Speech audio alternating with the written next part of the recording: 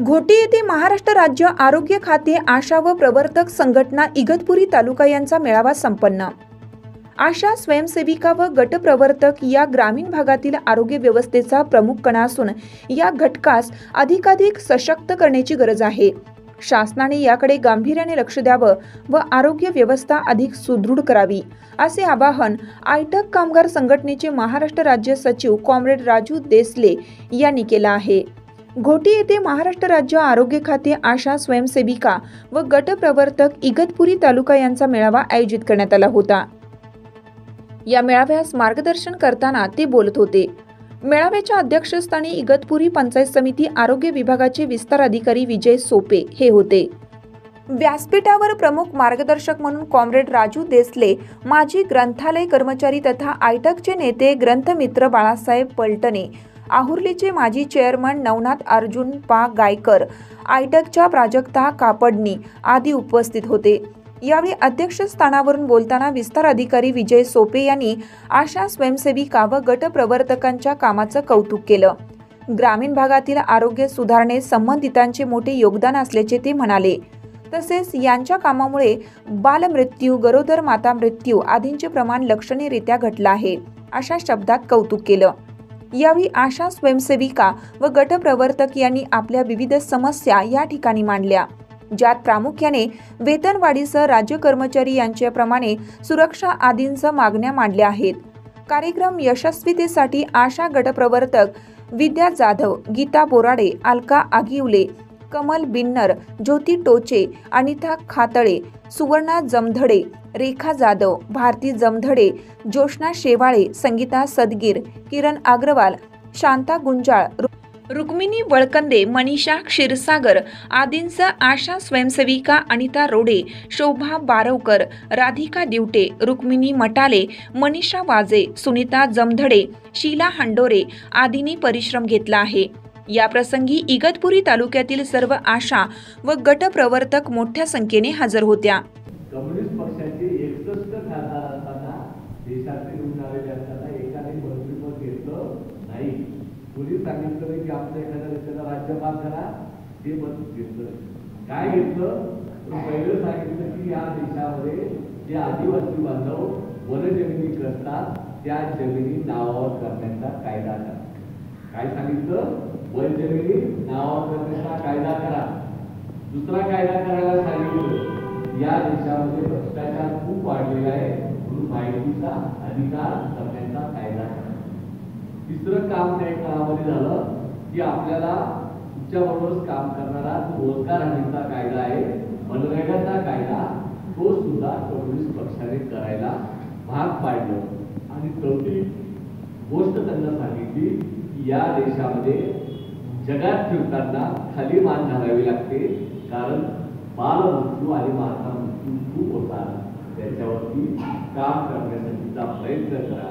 आणि त्याच्यातून विनायक सेन जे आदिवासी राज्य छत्तीसगड सारखं त्या ठिकाणच्या डॉक्टरांनी अभ्यास केला आणि अभ्यास करून आपल्या देशामध्ये आशा गटप्रवर्तकांची राष्ट्रीय आरोग्य अभियान, अगोदर काय शब्द होता?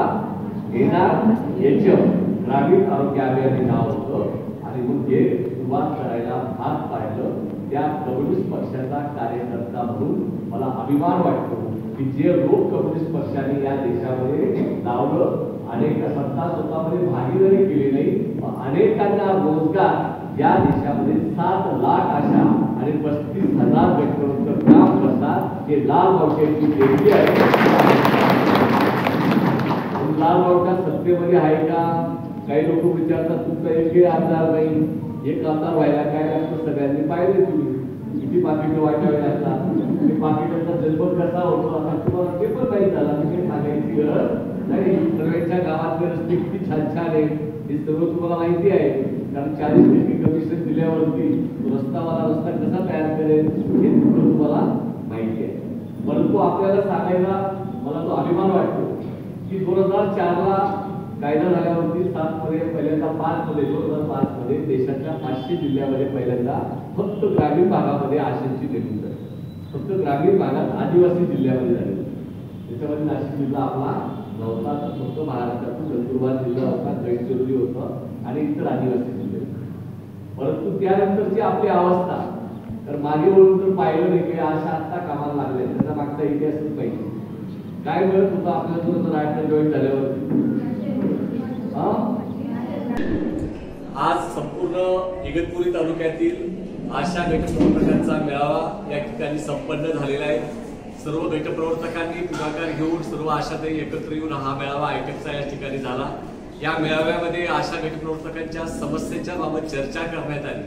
त्याचप्रमाणे येणाऱ्या काळामध्ये संपूर्ण महाराष्ट्रातील गटप्रवर्तकांना कंत्राटी कर्मचाऱ्यांचा दर्जा मिळावा, आशाताईंना किमान वेतन, गटप्रवर्तकांना किमान वेतन 26,000 रुपये मिळावं, गटप्रवर्तकांना 26,000 रुपये किमान वेतन व प्रवास भत्ता हा वेगळा मिळावा. येणाऱ्या काळात ह्या सर्व प्रश्न घेऊन आपण लढणार आहोत. आणि त्याचप्रमाणे सर्व आशा गटप्रवर्तकांना सेवानिवृत्त झाल्यावरती पेन्शन मिळावी या संदर्भात सुद्धा चर्चा या ठिकाणी झाली. आशा गटप्रवर्तकांना येणाऱ्या अडचणीवरती विचार विनिमय करण्यात आला. त्याचप्रमाणे 2018 पासून आशा गटप्रवर्तकांना दिल्लीच्या केंद्र सरकारने 1 रुपया सुद्धा मोबदला वाढ केली नाही. त्यासाठी येणाऱ्या काळात दिल्लीमध्ये जाऊन मोठं आंदोलन करण्यात येणार आहे. या संदर्भात महाराष्ट्र आणि देशातील आशा गटप्रवर्तक राष्ट्रीय फेडरेशनची बैठक 2 आणि 3 तारखेला डिसेंबरला दिल्लीमध्ये होते आहे. त्या ठिकाणी आरोग्य मंत्र्यांच्या सोबत चर्चा सुद्धा करण्यात येणार आहे. आणि त्या ठिकाणी संपूर्ण देशातील आयटक संलग्न असलेल्या आशा गटप्रवर्तकांचा राष्ट्रीय फेडरेशनचा भव्य असा मोर्चा फेब्रुवारी महिन्यामध्ये केंद्र सरकारच्या अर्थसंकल्पावरती काढण्यात येणार आहे.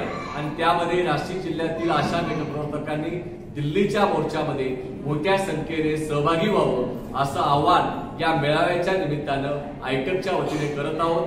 आजचा मेळावा यशस्वी केल्याबद्दल सर्व आशा आणि गटप्रवर्तकांचं इगतपुरी तालुक्यातील यांचं मनपूर्वक अभिनंदन करतो. सर्वांना जय शिवराय, जय भीम, लाल सलाम. आशा गटप्रवर्तक एकजुटीचा, आशा गटप्रवर्तक एकजुटीचा, आशा गटप्रवर्तकांना किमान वेतन मिळालंच पाहिजे, आशा गटप्रवर्तकांना किमान वेतन मिळालंच पाहिजे, आशा गटप्रवर्तकांना पेन्शन मिळालीच पाहिजे, कंत्राटी कर्मचाऱ्यांचा दर्जा गटप्रवर्तकांना मिळालाच पाहिजे, गटप्रवर्तकांचं नाव सुपरवायझर झालंच पाहिजे. लोकमान्य न्यूजसाठी संचालक लक्ष्मीकांत शिंदे सह नवनाथ गायकर, इगतपुरी.